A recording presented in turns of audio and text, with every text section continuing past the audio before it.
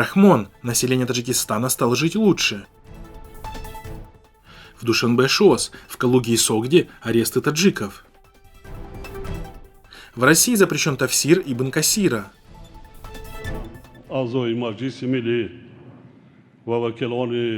Президент Таджикистана Эмомали Рахмон выступил 26 января с посланием парламенту, правительству и всему народу страны.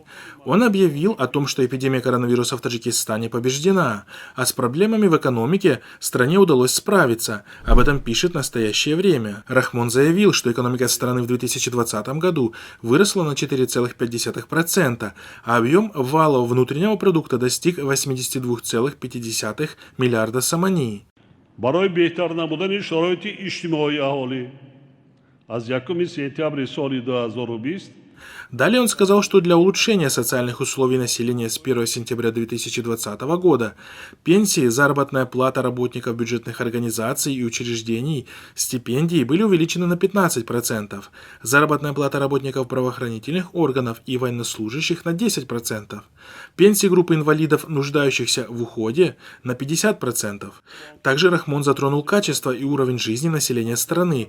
Он отметил, что в этом вопросе сохранены положительные тенденции. Однако далеко не все согласились с подобной позитивной оценкой экономического состояния Таджикистана. Я вам скажу, например, такие цифры, которые привел президент страны о том, что на заре независимости, например, было 13 вузов. Так, экс-замминистра экономики Таджикистана Каримджан Ахмедов прокомментировал журналистам послание Рахмона следующим образом. «Я посмотрел внимательно это выступление и оказался как будто в середине 70-х годов 20 века на каком-то партсъезде. Озвученные цифры не отражают реальной ситуации. Цифры произнесены для того, чтобы показать, что в стране все нормально. Я не доверяю этим цифрам. Я думаю, что эти заявления стоит рассматривать точно так же, как слова о победе над коронавирусом. Это заявление одного порядка», — сказал экономист. Следует заметить, что президент Рахмон периодически делает заявления о повышении уровня жизни в стране, однако реальная ситуация становится только хуже. По данным USAID, на июнь 2020 года около половины населения Таджикистана живут за чертой бедности. Процент женщин, которые недоедают, является непропорционально высоким, а более 30% детей в возрасте до 5 лет страдают от задержки роста. دخوفکم کی باشه پلم باشه هم محصولات چه میگیرم در خانه میکنم میبرم یه لبه بزرگ میفروشم ندارم دخوفکا ندارم مثل چیورم ندارم ماشینه زورم Участники занимались вербовкой и распространяли среди жителей региона экстремистские идеи, устраивая тайные собрания. В Калужской области были арестованы несколько человек по обвинению в причастности к Хизбут-Тахрир. Об этом 27 января сообщил Центр общественных связей ФСБ. Операция была проведена совместными силами ФСБ и Росгвардии. По данным СМИ, ФСБ задержала несколько человек и провела серию обысков, в ходе которых были обнаружены запрещенные в России пропагандистские материалы, средства связи и электронный носитель информации. По версии ведомства, задержанные с применением мер конспирации в ходе собраний распространяли среди жителей региона террористическую идеологию и осуществляли вербовку в свои ряды местных мусульман. Кадры задержаний были широко освещены средствами массовой информации, включая телеканал Russia Today, ориентированный на внешнеполитические интересы России. Согласно информации от российских правозащитников, все или часть задержанных являются выходцами из Таджикистана. Уважаемый господин президент Эмомали Рахмон, вы, как и другие коллеги, обратили внимание на ряд очень важных вопросов. Радикализация среди молодежи, связанная с...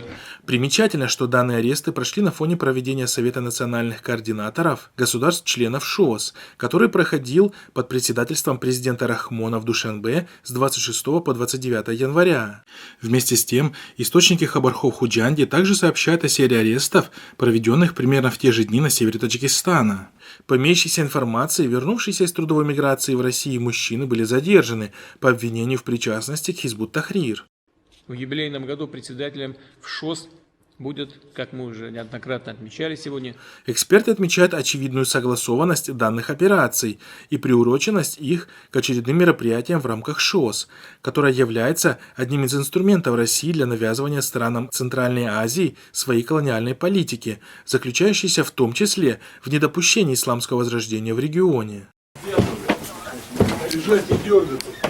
Однако постоянные аресты и убийства российскими силовиками ни в чем не повинных трудовых мигрантов из Центральной Азии ради внутренних и внешнеполитических интересов уже привели к тому, что население России уже давно перестало доверять подобным сообщениям. Особенно ясно это проявляется, если обратить внимание на комментарии российских пользователей под видеороликами в YouTube и публикациями в социальных сетях.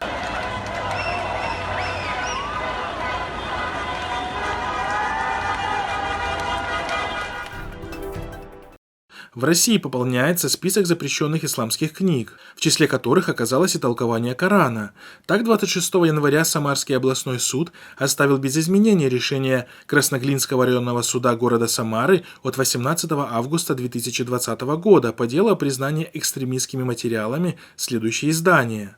Комментарий к Великому Корану, Тафсир Аль-Кур'ан Аль-Азим, Абуль-Фида Исмаила, Ибн Умара, Ибн Касира Ад-Димашки, толкование священного Корана, облегчение от великодушного и милостивого, смысловой перевод Корана на русский язык с комментариями Абдурахмана Саади, перевод с арабского Эльмир Кулиев. Мы с данным решением суда категорически не согласны, потому как оно основано исключительно на заключении, на наш взгляд, некомпетентной экспертизы. В свою очередь, защищавший книги адвокат Руслан Нагиев выразил несогласие с вердиктом Самарского областного суда и заявил, что он обжалует данное решение в кассационном порядке. Дело о запрете вышеупомянутых тафсиров началось год назад, в январе 2019 года.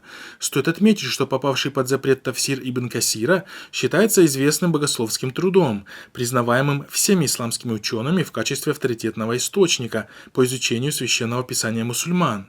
Я думаю, что это связано с общей политической культурой нашего чиновничества, которое относится к исламу предвзято. И при малейшем случае пытается всячески оказать давление юридическое, политическое, информационное, в конце концов. И здесь то же самое, потому что, по сути говоря, все знают, что такое Коран, значит, его тафсиры неоднократно проверяются, да. Напомним, что в сентябре 2013 года Октябрьский районный суд Новороссийска удовлетворил иск транспортной прокуратуры города о запрете самого распространенного перевода смыслов Корана за авторством Эльмира Кулиева. Однако уже в декабре того года, после поднявшейся со стороны мусульман бури негодования и всероссийской акции протеста, Краснодарский краевой суд отменил данное решение районного суда. Дали какое-то пояснение, если такие вопросы возникают. Но здесь очевидно, что такой задачи не стоит. Задача другая. Задача, конечно, попытаться оказать давление политическое, прежде всего, на ислам, на исламское сообщество, на исламское интеллектуальное сообщество.